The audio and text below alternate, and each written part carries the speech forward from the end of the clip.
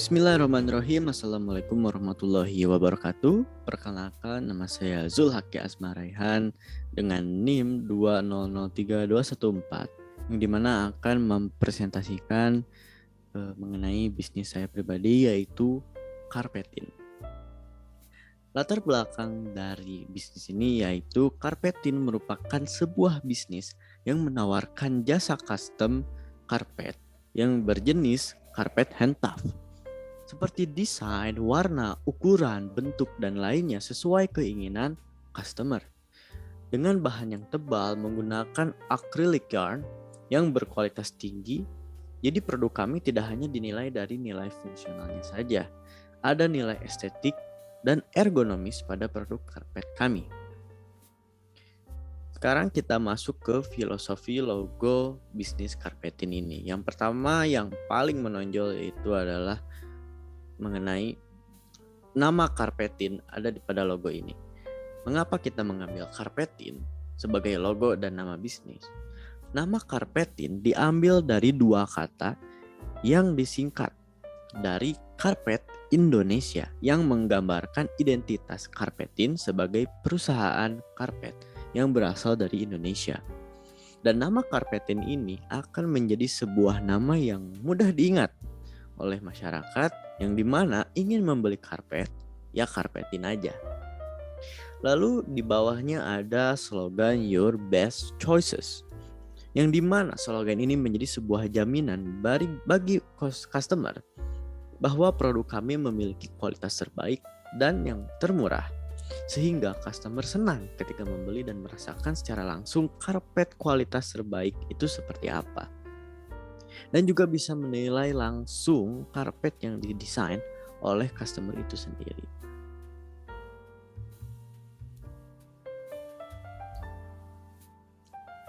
Lalu yang selanjutnya ada lambang di atas kata Carpetin. Ada dua bentuk yang sebenarnya itu adalah sebuah bentuk persegi panjang yang diberi kesan gelombang hingga menyerupai bentuk karpet. Jadi gambar di atas ini adalah simbol dari karpet yang dimana menjadi produk yang kita tawarkan bagi pelanggan.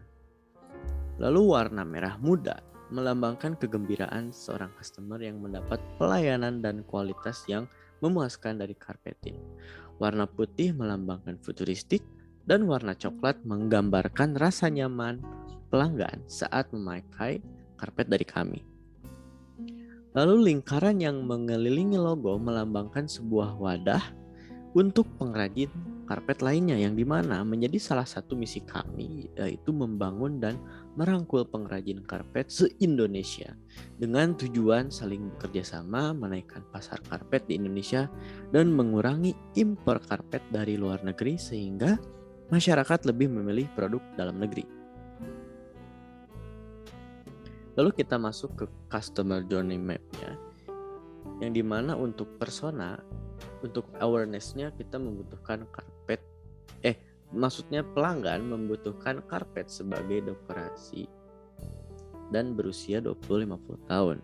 Jadi ini target pasar untuk orangnya gitu, yang membutuhkan karpet dan berusia 20-50 tahun. Untuk consideration-nya yaitu produk yang dilihat sesuai dengan kebutuhan. Nah, lalu kita masuk ke decision, yaitu customer memutuskan akan membeli dengan desain yang diinginkan dan harga yang sudah tertera. Lalu masuk ke delivery and use, yang dimana customer langsung memesan produk untuk diantar ke alamat yang dituju. Setelah itu ada loyalty dan advocacy, yang dimana customer mempromosikan kepada orang lain produk dari Carpetin yang telah dibeli dan digunakan. Lalu kita masuk ke timeline, yang dimana untuk awareness-nya itu bagi pelanggan produk menjadi dekorasi ruangan yang indah dan estetik. Gitu. Lalu untuk consideration-nya yaitu produk sesuai kebutuhan pelanggan, yang dimana untuk kebutuhan fungsional maupun estetik gitu. Lalu masuk ke decision, yaitu customer memutuskan untuk memesan produk yang dimana mungkin apa yang ia butuhkan ada di Karpetin, seperti itu. Lalu kita masuk ke delivery and use, yang dimana customer langsung memesan produk dan memberikan desain yang sesuai. Lalu masuk ke loyalty and advocacy, yang dimana customer repeat order produk dari Karpetin. Lalu kita masuk ke emotion, yang dimana untuk awareness, consideration, decision, loyalty, and advocacy itu diantaranya pelanggan ini atau customer ini senang, antusias, dan puas. Nah, untuk delivery and use-nya itu dimana customer excited menunggu produk datang, yang dimana produk tersebut sesuai dengan apa yang dia inginkan, sesuai dengan ekspektasi customer. Lalu kita masuk ke touch point. Awareness-nya yaitu menurut pelanggan ini produknya sesuai keinginan apa yang dia ingin, sesuai apa yang dia butuhkan, yang dimana dia butuh dekorasi berbentuk karpet yang dimana desainnya ingin dia bikin sendiri, seperti itu. Lalu masuk ke consideration, yaitu dimana mereka calon pelanggan ini mengecek sosial media Karpetin, ada websitenya juga, dan langsung bisa dilihat juga di marketplace. Lalu masuk ke decision, yang dimana calon pelanggan ini menanyakan harga untuk karpet desain sendiri. Nah, setelah itu jika harganya sesuai dengan apa yang setelah budgeting, mungkin sudah budgeting bagi pelanggannya dan ternyata worth it untuk harganya, lalu masuk ke delivery and use, yang dimana menjadi pelanggan, yaitu ya dia memesan produk. Dan loyalty and advocacy-nya, yang dimana pelanggan ini menggunakan produk untuk pribadi maupun lainnya. Di sini mungkin untuk kebutuhan komersil atau untuk misalnya dijual kembali juga itu tidak apa-apa. Lalu ada channel. Untuk awareness-nya, pelanggan itu bisa melihat produk dari Instagram, Facebook, website, dan marketplace. Untuk consideration-nya, pelanggan bisa kontak admin kami yang ada di Instagram atau WhatsApp. Jadi untuk calon pelanggan ingin bertanya-tanya boleh langsung chat saja di Instagram atau di WhatsApp. Untuk decision-nya itu pelanggan itu melihat katalog gitu. Katalognya bisa di Instagram, bisa di sosial media lainnya, maupun di marketplace atau di website. Seperti apa produk kami gitu. Desainnya seperti apa, bentuknya seperti apa, dan ukurannya juga seperti itu. Lalu dikira mungkin sesuai dan sudah terpikirkan ingin seperti apa desain karpetnya, maka pelanggan boleh langsung memesan produk melalui WhatsApp atau langsung di website kami nanti, yang dimana pelanggan bisa langsung memberikan desainnya lalu memesan dari karpet itu. Lalu masuk ke loyalty and advocacy, yang dimana pelanggan itu bisa membeli di marketplace atau di website. Lalu kita masuk ke identifikasi bisnis. Ide bisnis ini termasuk ke dekorasi interior. Ya, karena produk kami itu karpet. Dan nama bisnis ini yaitu Karpetin. Jadi Karpetin merupakan sebuah bisnis yang menawarkan jasa custom karpet seperti desain, warna, ukuran, bentuk, dan lainnya sesuai keinginan customer dengan bahan acrylic yarn yang berkualitas tinggi. Produk kami tidak hanya dinilai dari fungsional saya, tapi ada estetikanya juga dan ergonomis. Lalu mengapa saya membuat bisnis ini, yaitu karena masih banyak stigma masyarakat mengenai karpet adalah hanya untuk sebuah alas lantai di rumah, dan membeli karpet yang ada di pasar dan harga murah, yang dimana memang produk karpet yang itu aja, yang tipis-tipis, atau bahkan karpet yang mungkin terbuat dari bahan sintetis seperti itu. Nah, kita dapat mengcustom karpet tersebut. Padahal karpet itu bisa dikembangkan, tidak hanya menjadi sebuah alas saja di rumah. Makanya kita memberikan layanan untuk custom karpet sendiri. Itu bisa dari bentuknya, desain, dan warnanya ingin seperti bagaimana gitu. Nah, karpet juga bisa dijadikan wadah ide kreatif dan bisa dijadikan produk inovasi lainnya. Contoh produk yang kami kembangkan antara lain di custom sebagai media logo bisnis, dekorasi dinding, logo komunitas, dan lainnya. Ada pula inovasi ekstrim yang kami sedang merancang, yaitu di mana karpet ini menjadi sebuah bingkai foto atau bingkai cermin. Dan juga kita sedang berinovasi ingin membuat tas dari karpet. Sekarang kita masuk ke tujuan bisnis dari Karpetin ini. Tujuan bisnis yang secara umumnya yaitu ingin memperoleh laba dan keuntungan yang pastinya, lalu meningkatkan kesejahteraan pemilik bisnis dan orang-orang yang terlibat di bisnis Karpetin, yang dimana kita tidak hanya mencari keuntungan tapi kita juga bertujuan ingin membuka lapangan kerja sebanyak-banyaknya. Seperti itu. Lalu membuat wadah komunitas pengrajin karpet dan menaikkan pasar perkarpetan di Indonesia sehingga kita bisa menekan karpet impor dari negara lain. Bahkan mungkin sebisa mungkin kita tidak perlu mengimpor karpet dari negara lain. Lalu mensejahterakan pengrajin karpet sehingga timbul pertumbuhan ekonomi di Indonesia. Lalu jika kita hubungkan dengan Undang-Undang Republik Indonesia Nomor 20 Tahun 2008 Pasal 5, yaitu yang pertama mewujudkan struktur perekonomian nasional yang seimbang, berkembang dan berkeadilan, menumbuhkan dan mengembangkan kemampuan usaha mikro, kecil dan menengah atau UMKM menjadi usaha yang tangguh dan mandiri, dan meningkatkan peran usaha mikro, kecil dan menengah dalam pembangunan daerah, penciptaan lapangan kerja, pemerataan pendapatan, pertumbuhan ekonomi, dan pengentasan rakyat dari kemiskinan. Untuk perencanaan bisnisnya cukup sederhana, yang dimana kita menyiapkan bahan dan alat produksi, terus membuat produk karpetin dikenal banyak orang, yang dimana strategi yang kita buat untuk poin 2 ini yaitu kita harus mengedukasi masyarakat mengenai apa yang kita jual, apa yang kita tawarkan. Karena untuk khalayak masyarakat banyak, produk yang kita tawarkan ini emang belum belum tersebar luas seperti apa produknya yang mereka ketahui gitu. Apalagi mengenai produk karpet yang kita tawarkan yang mungkin menurut banyak orang ini mahal, ini aneh, ini tetap karpet ya karpet seperti itu. Nah, kita perlu edukasi bahwa ini karpet beda dari karpet yang biasa di pasaran gitu. Lalu kita membuka toko online di Tokopedia dan Shopee.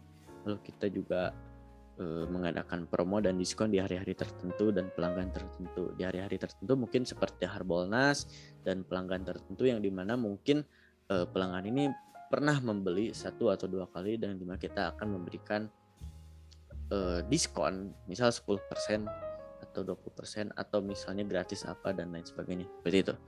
Lalu membuat konten komunikatif di sosial media bisnis Karpetin. Nah, Karpetin ini untuk sosial medianya ada WhatsApp, Instagram, Facebook, dan juga TikTok. Lalu kita masuk ke analisis SWOT dari bisnis Karpetin. Untuk strengths-nya, harganya termasuk murah di kelasnya. Karena walaupun tidak banyak ya, tidak banyak produk yang sama, maksudnya bisnis yang sama dengan Karpetin, namun setelah survei harga dari bisnis yang lain, bahwasanya memang Karpetin ini bisa bersaing harganya. Lalu kualitas dijamin karena ditembak menggunakan tangan langsung sehingga detailnya lebih baik. Lalu customer dapat mengcustom sesuai keinginannya, sesuai kebutuhannya. Dan juga warna yang diinginkan akurat, dan juga produk ini bisa dibilang tahan lama, bisa 5 tahun lebih. Lalu weakness-nya apa? Weakness dari bisnis ini yaitu modalnya yang cukup besar, yang dimana untuk membeli mesinnya dan membeli alat, maksudnya membeli alat dan bahannya memang terbilang mahal. Lalu proses produksi yang membutuhkan waktu yang cukup lama, karena kita akan memberi reason kenapa produksi karpetin ini lama, karena produksinya itu handmade, tidak menggunakan mesin yang besar-besar seperti itu. Lalu opportunity-nya apa? Yang pertama, masih sedikit bisnis yang satu tema dengan karpetin. Jadi pesaing dengan produk yang satu tema atau yang sama itu masih sedikit di Indonesia. Lalu kolaborasi dengan perusahaan atau brand ternama. Seperti contohnya Karpetin pernah berkolaborasi dengan salah satu brand yang besar, yang dimana kita bekerja sama seperti itu, membuat karpet dengan logo brand tersebut. Lalu peluang menaikkan pasar karpet di Indonesia. Ini juga sesuai misi di awal yang sudah saya sebutkan tadi. Lalu threats ya, maksudnya threatsnya itu yang pertama, perspektif masyarakat awam mengenai karpet hanya memiliki nilai fungsional saja, dan masyarakat akan menganggap produk kami itu terlalu mahal. Ya, makanya kita perlu mengedukasi masyarakat mengenai produk yang kita tawarkan itu seperti apa. Lalu juga mesin dan spare part tidak ada di Indonesia. Nah, ini juga menjadi masalah yang cukup berat, yang dimana untuk membeli alat tembaknya atau alat rajutnya, yaitu tufting gunnya, itu kita harus impor, dan juga ada beberapa spare partnya juga, dan itu cukup mahal juga. Dan juga terkadang ketentuan atau polisi atau aturan di tiap negara itu berbeda, sehingga itu bisa memberatkan impor-imporan. Lalu kita masuk apa saja produk karpetin. Yang pastinya produk yang kami tawarkan itu sebuah produk karpet, produk yang dibuat oleh Karpetin menyesuaikan dengan kebutuhan customer. Namun dilihat dari banyak permintaan, desain, dan kebutuhan, Karpetin membuat beberapa macam karpet. Di antaranya adalah table mat, ada stairs mat, the logo rugs, door mat, prayer mat atau sejadah, the runner rugs, carpet wall to wall, dan lain sebagainya. Lalu kita masuk ke manajemen pemasaran dari Karpetin. Dari segmenting geografi, kita mencakup seluruh wilayah Indonesia. Untuk segmentasi demografinya, kita mencari remaja hingga dewasa yang berpendapatan menengah ke atas. Pria dan wanita pun termasuk. Jadi untuk masalah gender itu fleksibel ya. Lalu ada segmentasi psikografi, yang dimana yang kita cari itu adalah penyuka seni dan dekorasi, perfeksionis karena sesuai apa yang kita tawarkan, yaitu layanan untuk mendesain sendiri, yaitu perfeksionis dalam dekor ruangan. Mungkin orang yang perfeksionis ini tahu apa yang dia butuhkan untuk mempercantik ruangannya, jadi seperti itu. Lalu untuk targetingnya, target pasar produk Karpetin adalah pria dan wanita berusia 12 hingga 60 tahun yang berpendapatan menengah ke atas dan suka akan seni dan dekorasi yang memiliki sifat perfeksionis dalam mendekor ruangan. Untuk positioningnya, produk Karpetin memiliki slogan yang sama dengan Karpetin, yaitu Your Best Choice. Dari slogan ini diharapkan konsumen yang telah mendapatkan pengalaman membeli custom karpet, baik di website, di marketplace, dan lain sebagainya, tidak merasakan penyesalan, baik itu dari segi kualitas produk maupun pelayanan. Nah, untuk strategi pemasaran yang kita gunakan itu strategi 7P. Pertama dari produk, yaitu produk yang Karpetin jual adalah karpet jenis hand tuff yang dapat di custom oleh customer itu sendiri. Nah, untuk price-nya, harga yang kami tawarkan itu kita patok untuk per meter persegi itu 850, yang dimana jika ukurannya berubah atau misalnya desainnya berbeda, itu akan berpengaruh terhadap harga. Jadi harga dapat berubah menyesuaikan dengan desain dari customer. Untuk place-nya, produk kami dijual melalui sosial media, marketplace, ya ada TikTok, Instagram, Tokopedia, website, Shopee, dan Facebook. Untuk promosinya, promosi yang akan dilakukan oleh Karpetin adalah dengan menggunakan platform sosial media seperti Instagram, TikTok, Facebook, dan website. Untuk people-nya, itu target pasar dari Karpetin adalah remaja hingga dewasa dengan umur sekitar 20 hingga 60 tahun dan memiliki perekonomian menengah hingga ke atas. Lalu prosesnya itu seperti apa? Proses produksi karpet ini dimulai dari penggambaran sketsa atau desain pada kain kanvas, lalu masuk ke sesi tufting atau penembakan benang sesuai desain. Selanjutnya pemberian lem dan lapisan kain leno, shading, dan finishing. Dan semua proses ini langsung dilakukan oleh tenaga kerja yang handal dengan bantuan mesin manual, bukan mesin pabrik yang besar sehingga kualitasnya lebih bagus dan detail. Nah, untuk physical evidence-nya dari Karpetin ini diantaranya adalah logo Karpetin pada kemasan dan akun Karpetin pada media sosial, marketplace, dan juga ada website Karpetin. Lalu kita masuk ke biaya pemasaran. Untuk rancangannya yaitu kita akan mengendorse influencer dengan budget 5 juta. Lalu kita juga menggunakan Instagram Ads yaitu Rp200.000 dan juga kita menggunakan TikTok Business yaitu seharga 4 juta. Lalu kita masuk ke manajemen operasi. Untuk timeline dari bisnis Karpetin ini yaitu yang pertama input, yang dimana ada tenaga kerja, modal, alat, dan bahan produksi. Nah, untuk alatnya itu ada seperti tufting gun, ada gunting, ada mesin sharing, ada mesin carving juga, dan lain sebagainya. Nah, untuk bahannya ada acrylic yarn, ada kain leno, ada kain kanvas, ada lem akrilik, dan lem latex. Lalu kita masuk ke prosesnya yaitu mengubah bahan baku menjadi produk jadi, memasarkan dan mengembangkan produk. Lalu masuk ke output, produk hasil produksi dari Karpetin. Untuk outcome-nya, penjualan produk kepada pelanggan, dan feedback-nya yaitu mengenai produk yang ditawarkan didapat dari testimoni customer dalam hal ulasan, kritik, dan saran customer. Testimoni tersebut bisa menjadi penilaian yang baik untuk meyakinkan calon customer, dan kritik dan saran menjadi evaluasi pengembangan bisnis untuk lebih baik ke depannya. Dan testimoni yang baik akan menimbulkan repeat order dari customer yang pernah beli di Karpetin. Dan customer bisa merekomendasikan orang lain jika ingin membeli atau mengcustom karpet. Customer tersebut merekomendasikan Karpetin, dan lebih jauhnya customer tersebut membuka jenis pre-order karpet yang produksinya dikerjakan oleh Karpetin.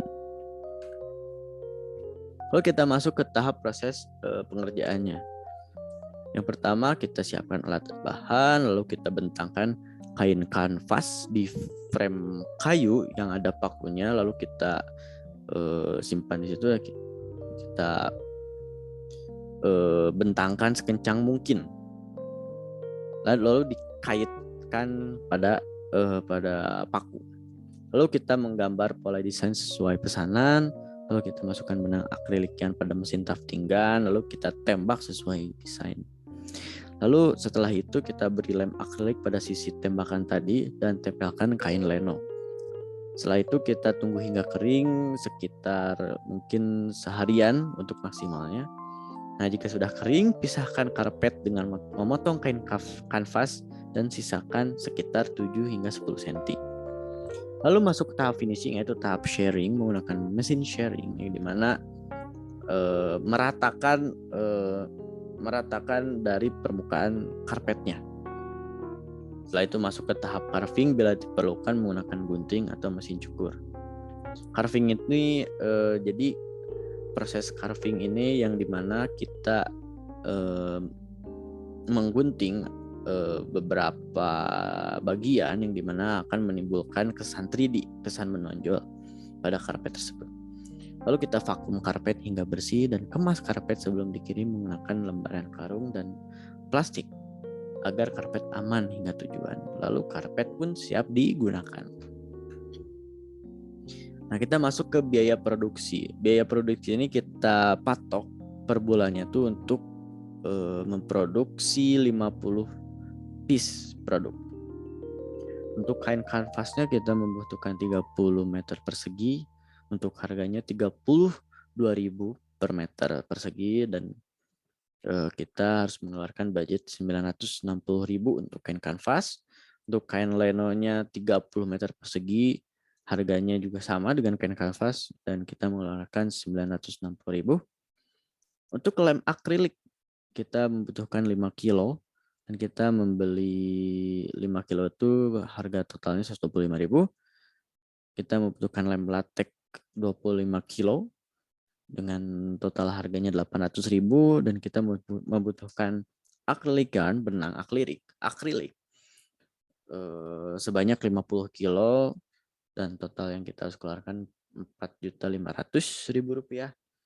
Lalu kita juga mengeluarkan biaya untuk tenaga kerja langsung, yang dimana bisnis karpetin ini memiliki 10 orang dan 1 owner, jadi 11 orang totalnya.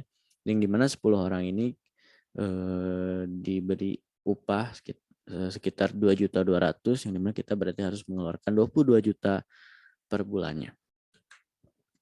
Lalu kita masuk ke HPP atau harga pokok produksinya. Jika kita lihat tadi total biaya produksi itu 7.354.000, untuk biaya tenaga kerjanya itu 22 juta dan biaya lainnya 1 juta. Kita totalkan menjadi 29.354.000 untuk menghasilkan 50 piece produk, yang dimana berarti harga pokok produksi per unitnya yaitu 587.000. Lalu berapa omset tiap produknya? Kita sesuai apa yang sudah saya katakan sebelumnya, yaitu harga jualnya 850.000 dengan HPP per unit ya itu 587.000, berarti per produk mendapatkan laba kotor sekitar 262.000. Lalu kita masuk ke diagram organisasinya. Untuk ownernya saya sendiri yaitu Zulhaki Azmaraihan. Tiap divisinya tidak hanya seorang, jadi kita saling membantu juga. Untuk divisi gambar ada Feder, ada Dani dan Azam. Divisi taftingnya ada Zulhaki, Greg, dan ada Mang Obay juga. Untuk divisi pengeleman ada Greg, ada Feder dan Bosa. Untuk divisi finishing yaitu ada Mang Obay, Greg, dan Feder. Divisi pengemasan dan pengiriman ada saya sendiri, Greg, dan Regina. Divisi keuangan ada Dani, Widya, dan Arsila. Untuk divisi marketing ada Greg, Dani, dan Azam. Dan terakhir divisi teknisi ada Greg, Mugi, dan Bosa. Sekian presentasi mengenai bisnis karpetin ini. Mohon maaf bila ada salah-salah kata. Terima kasih telah menonton hingga akhir. Assalamualaikum warahmatullahi wabarakatuh. Bye.